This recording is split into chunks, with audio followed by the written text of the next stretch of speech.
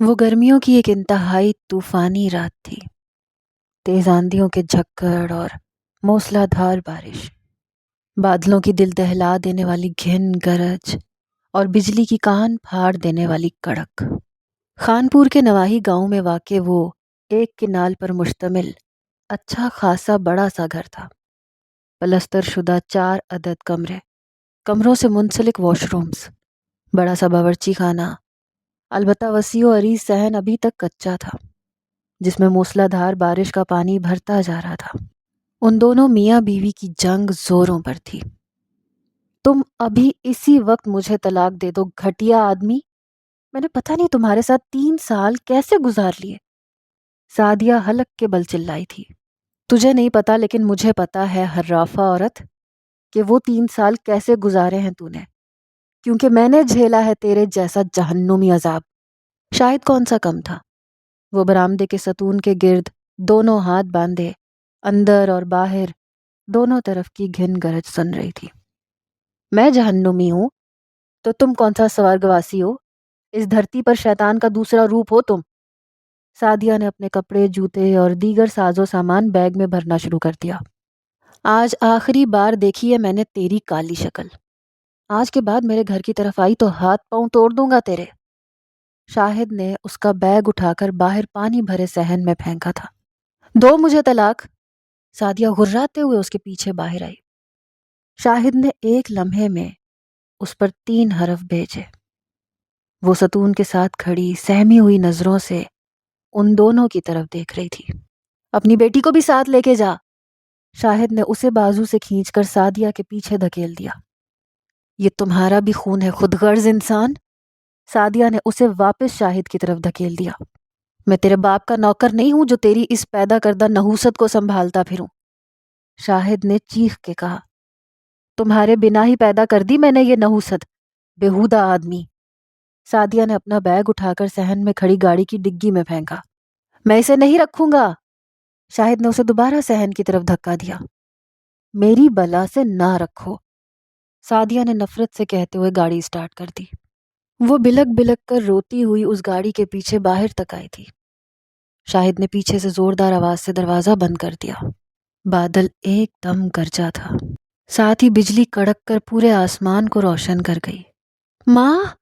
وہ خوفزدہ ہو کر چیخیں مارتی سعدیہ کی گاڑی کے پیچھے بھاگی، لیکن وہ فرعون کی فرعونیت کو بھی مات دیتی ہوئی اپنی گاڑی بھگا لے گئی۔ با! وہ الٹے قدموں واپس گھر کی طرف بھاگی، لیکن دروازہ بند۔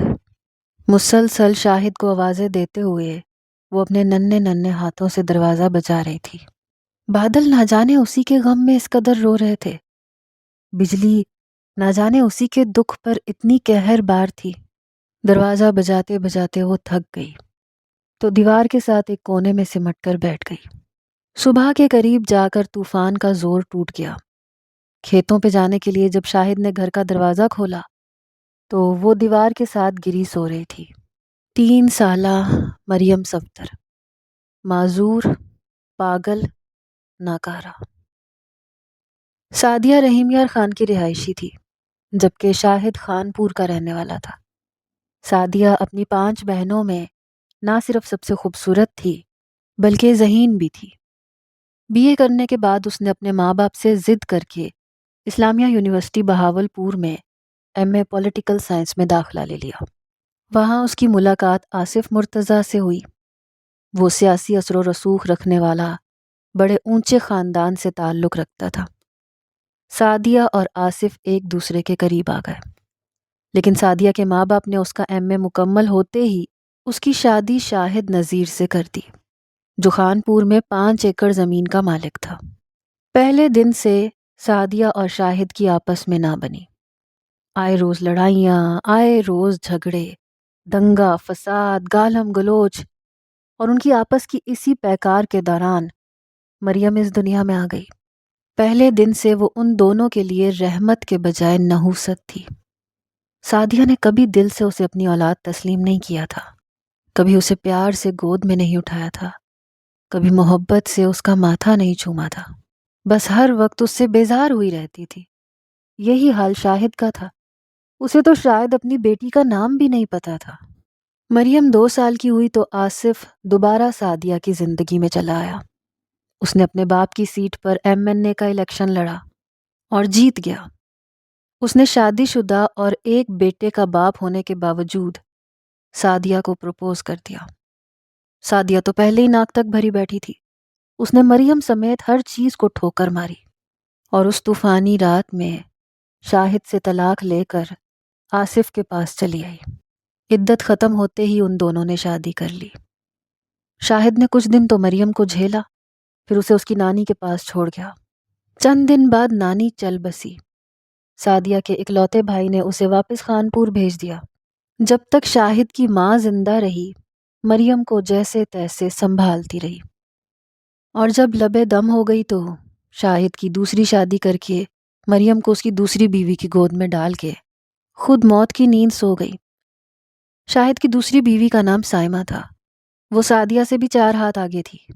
وہ بھلا کیوں سنبھالتی اپنی گود میں پڑا ایک معذور اور ناکارہ وجود؟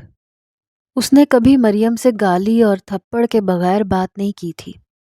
ہفتوں تک وہ اس کے کپڑے نہیں بدلتی تھی۔ اوپر تلے اس کے اپنے 3 بچے ہو گئے تو اس کی توجہ مریم پر سے بالکل ہی ختم ہو گئی۔ وہ صبح آنکھ کھلنے سے لے کر رات کی سیاہی پھیلنے تک گاؤں کی کچی دھول اڑاتی گلیوں میں آوارہ گردی کرتی رہتی۔ گاؤں کے بچے اسے تنگ کرتے، گالیاں دیتے، اس کے سر میں مٹی ڈالتے، اس کے ساتھ مار پیٹ کرتے، لیکن شاہد نے کبھی دھیان نہ دیا۔ وہ ذرا بڑی ہوئی تو اسے چوری کی عادت بھی پڑ گئی۔ شاہد کو آئے روز اس کی شکایتیں ملتی اور وہ اسے روئی کی طرح دھنک کے رکھ دیتا۔ اس کے چہرے پر، اس کے جسم پر زخموں کے نشان دائمی ہوتے چلے گئے۔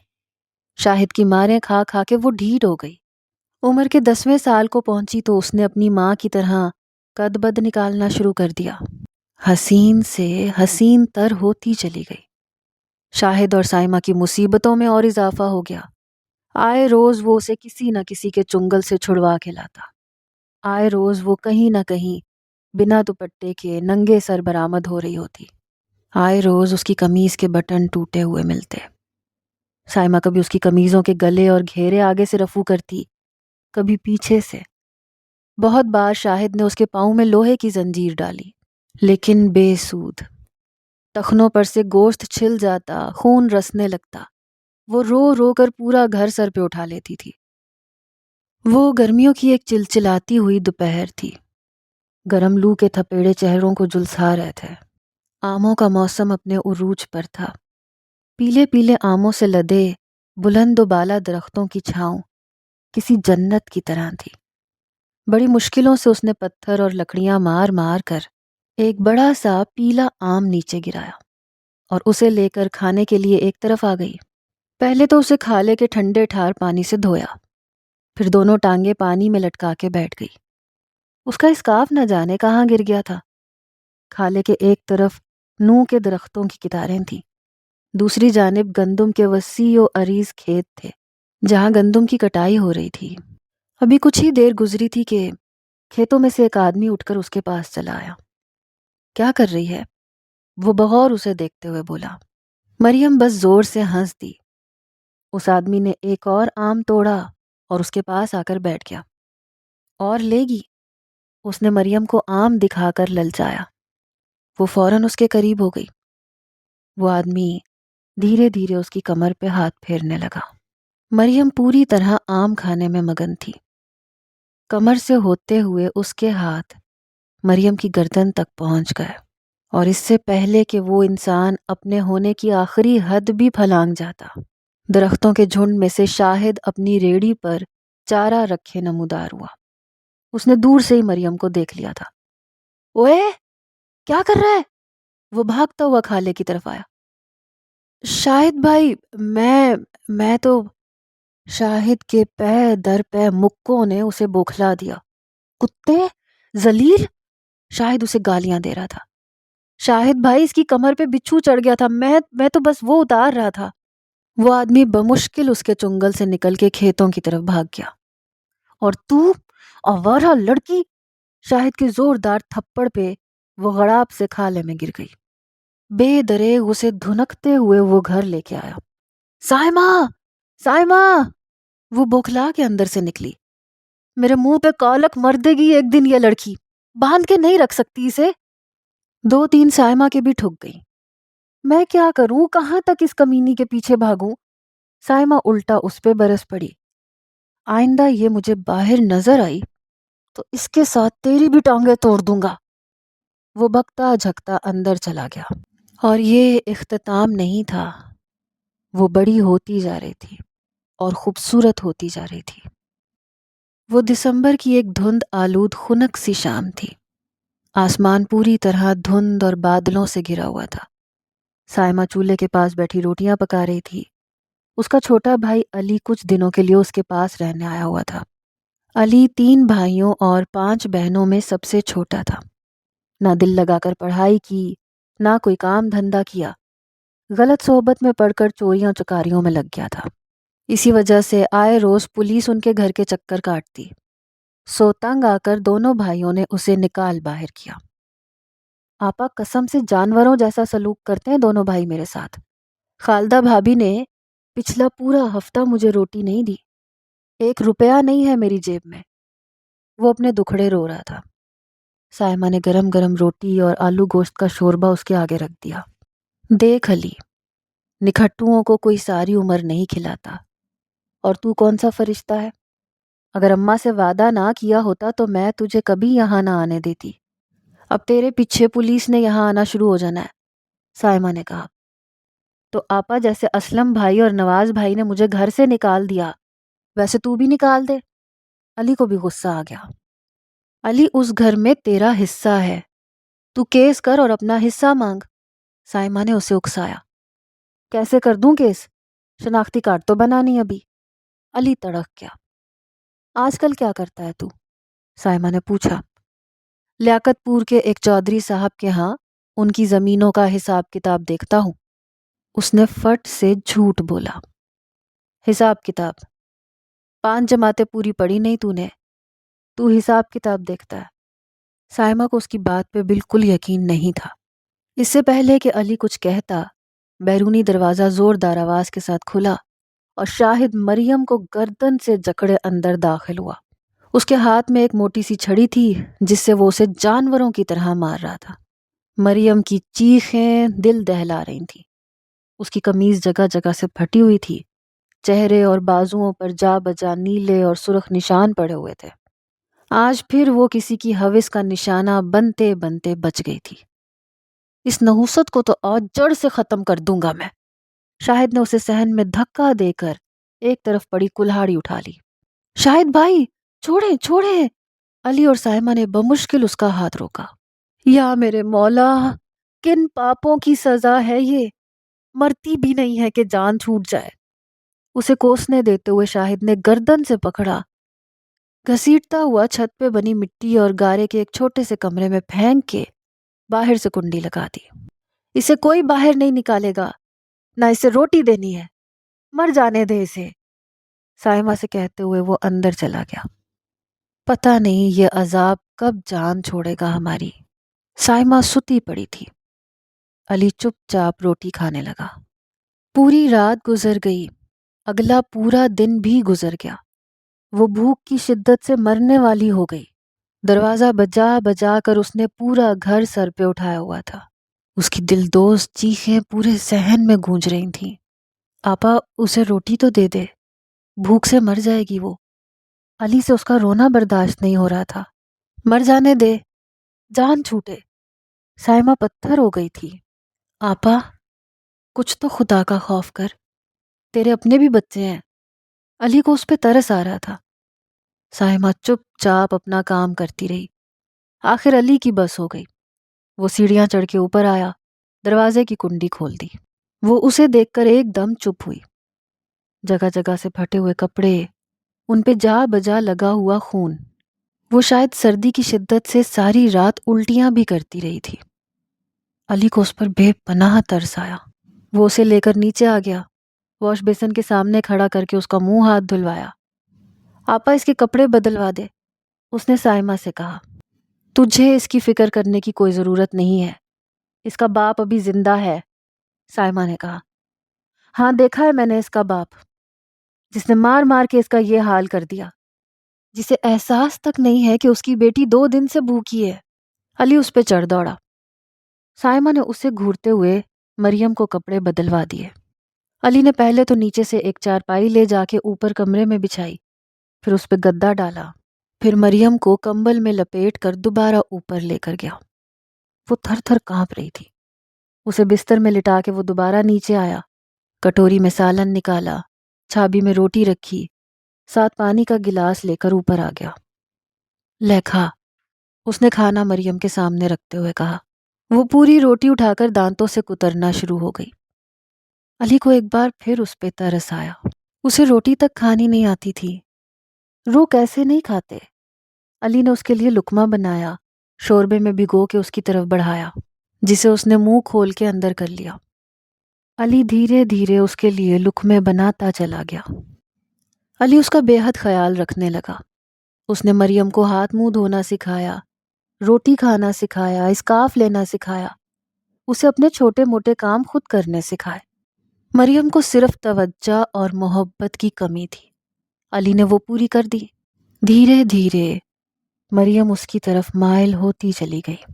وہ جو کہتا فوراً مان لیتی، وہ جیسے کہتا چپ چاپ سر جھکا دیتی، وہ جس کام سے روکتا اسی وقت رک جاتی۔ صرف علی کے سمجھانے پر اس نے گھر سے باہر نکلنا بہت کم کر دیا۔ شاہد نے سکھ کا لمبا سانس بھرا تھا، لیکن سائمہ، وہ ٹھٹک رہی تھی۔ اسے معلوم تھا کہ اس کا بھائی کوئی فرشتہ نہیں تھا، اور وہ واقعی کوئی فرشتہ نہیں تھا۔ وہ مارچ کا ایک روشن دن تھا جب وہ مریم کو بڑی نہر کی سیر کروانے لے کر آیا۔ ٹھنڈی ٹھنڈی ہوا کے جھونکے نہر کے آگے سفیدے کے درختوں سے چھیڑ چھاڑ کر رہے تھے۔ سورج کی تمازیت بہت دل فریب تھی۔ مریم خوشی سے جھومتے ہوئے نہر کے کنارے اگی گھاس پہ بھاگ دوڑ کر کھیلنے لگی۔ علی کو ایک کال کرنی تھی۔ وہ اپنا موبائل کان سے لگائے نہر کے پل پہ چلا آیا۔ ہیلو، اس نے کہا۔ کیسا ہے شہزادے؟ دوسری طرف سے آواز آئی۔ فٹ فاٹ، مجھے اور کتنے دیر چھپنا ہے؟ اس نے پوچھا۔ جب تک شاہ بھائی کہیں گے، دوسری طرف والے نے کہا۔ 2 مہینے تو ہو گئے، اس نے بیزاریت سے کہا۔ اسمگلنگ کا کیس ہے کاکے، تھوڑا دھیرج رکھ، دوسری طرف والے نے کہا لگایا۔ علی نے کچھ دیر اس سے بات کر کے کال کاٹ دی، پھر مریم کی تلاش میں ادھر ادھر نظریں گھمائیں۔ وہ اس سے ذرا دور سبز گھاس پر ایک درخت کے تنے سے ٹیک لگائے بیٹھی تھی۔ اس کی گود سفید رنگ کے چھوٹے چھوٹے پھولوں سے بھری ہوئی تھی۔ اسکارف نہ جانے کہاں تھا۔ کندھوں تک آتے سیاہ بال ہوا کے جھونکوں سے ادھر ادھر اڑ رہے تھے۔ سورج کی سنہری کرنوں نے اس کے حسین چہرے کو حسین تر بنا دیا تھا۔ وہ خود میں مگن مسکرا رہی تھی۔ علی پلکیں نہ جھپک سکا، بس اسے دیکھتا رہ گیا۔ پھر دھیرے سے چلتا ہوا اس کے قریب آیا، اس کے عین سامنے بیٹھ کر اپنی ہتھیلی اس کے آگے کر دی۔ ایک مجھے دے، اس نے کہا۔ مریم نے مسکراتے ہوئے ایک پھول اس کی ہتھیلی پر رکھ دیا، جسے اس نے مریم کے ایک کان پر سجا دیا۔ ایک اور دے، اس نے پھر کہا۔ مریم کا دیا ہوا دوسرا پھول اس کے دوسرے کان پر سجا دیا۔ اور دے۔ وہ اس کے اتنا قریب ہو گیا کہ مریم کی سانسیں اسے اپنے چہرے پر محسوس ہونے لگی۔ مریم نے ایک دم اپنی جھولی اس کی طرف اچھال دی۔ اس نے دھیرے سے اپنے لبوں سے اس کی آنکھوں کو چھوا، پھر اس کے گالوں کو، پھر اس کے ہونٹوں کو، اور پھر بے خود ہو کر اس کی گردن کو چومتا چلا گیا۔ میری رانی، اس نے مریم کو گلے سے لگایا تھا۔ اور یہ تو بس شروعات تھی۔ اس دن کے بعد علی نے اپنی خواہشات کی تسکین کے لیے ایک چور دروازہ کھول لیا۔ وہ مریم کے لیے انتہائی رحم دل اور مہربان ہوتا چلا گیا۔ بس ایک سرخ گلاب، بس چند چمکیلی چوڑیاں، بس ایک سستا سا ہار، بس روٹی کا ایک لقمہ، بس ایک بڑا سا کینو، بس ایک رنگ برنگی آئس کریم کون، بس تھوڑی سی مونگ پھلیاں، بس بڑی نہر کی سیر، بس چند سرگوشیاں جو اسے سمجھ بھی نہیں آتی تھیں، اور 2 خوبصورت لفظ، میری رانی، وہ اتنے میں ہی اپنا آپ اس کے حوالے کر دیتی۔ علی اسے گلے سے لگاتا، اس کے گال چومتا، اسے پیار کرتا۔ اس کے لیے مریم ایک جاگیر کی طرح ہو گئی تھی۔ وہ مئی کی ایک حبس زدہ رات تھی۔ پیاس کی شدت سے سائمہ کی آنکھ کھل گئی۔ اس کا گلا خشک ہو رہا تھا۔ پورے صحن میں ایئر کولر کے چلنے کی آواز آ رہی تھی۔ کچھ فاصلے پر رکھے کولر سے پانی پی کر جب وہ اپنی چارپائی کی طرف واپس آئی تو ایک دم ٹھٹک گئی۔ مریم کا بستر خالی تھا۔ اس کے ہوش اڑ گئے۔ علی چھت پہ پنکھا لگا کے سوتا تھا۔ وہ اپنا دوپٹہ اٹھاتے ہوئے اوپر آ گئی۔ علی کا خالی بستر اس کے رہے سہے اوسان بھی خطا کر گیا۔ دھیرے سے چھت پر بنے اکلوتے کمرے کی طرف آئی۔ بند دروازے کی درز میں سے اندر جھانکا۔ اندر کا منظر اس کی روح کھینچنے کے لیے کافی تھا۔ مریم زمین پر دیوار سے ٹیک لگائے بیٹھی تھی۔ اس کا اسکارف دروازے میں پڑا ہوا تھا۔ علی نے شرٹ اتاری ہوئی تھی اور اس کی دونوں کلائیاں اپنے ہاتھوں میں جکڑے دیوانہ وار اس کی گردن چوم رہا تھا۔ مریم کی آنکھیں بند تھیں اور دھڑکنیں اتھل پتھل ہو رہی تھیں۔ سائمہ کی چھٹی حس کافی دنوں سے اسے خبردار کر رہی تھی۔ وہ زور سے دروازہ بجا کر نیچے آ گئی، لیکن پوری رات سو نہ سکی۔ صبح ہوتے ہی وہ مریم کو گاؤں کی ایک بوڑھی دائی کے پاس لے گئی۔ اسے من گھڑت کہانی سنا کر مریم کو اس کے ساتھ اندر بھیج دیا۔ کچھ دیر بعد دائی نے باہر آ کے بتایا کہ ابھی تک سب کچھ ٹھیک ہے۔ سائمہ کی جان میں جان آئی۔ وہ راستے میں مریم کے کپڑے پھاڑتے ہوئے اسے لے کر گھر آئی۔ شاہد کے سامنے خوب واویلا کیا، بچوں کی دھنائی کی، برتن اٹھا اٹھا کے توڑے، اور آخر میں رو رو کر اپنا سر پیٹنے لگی۔ علی 2 دن کے لیے لیاقت پور گیا ہوا تھا۔ ہوا کیا ہے؟ شاہد ایک دم بوکھلا گیا۔ تجھے رب کا واسطہ شاہد، اسے کچھ دنوں کے لیے اس کی ماں کے پاس بھیج دے۔ میں تنگ آ گئی ہوں اس سے۔ میری اپنی طبیعت ٹھیک نہیں رہتی۔ یہ دیکھ میرے جڑے ہاتھ، اسے کچھ دن کے لیے یہاں سے دفع کر دے۔ وہ خوب چیخو پکار کر رہی تھی۔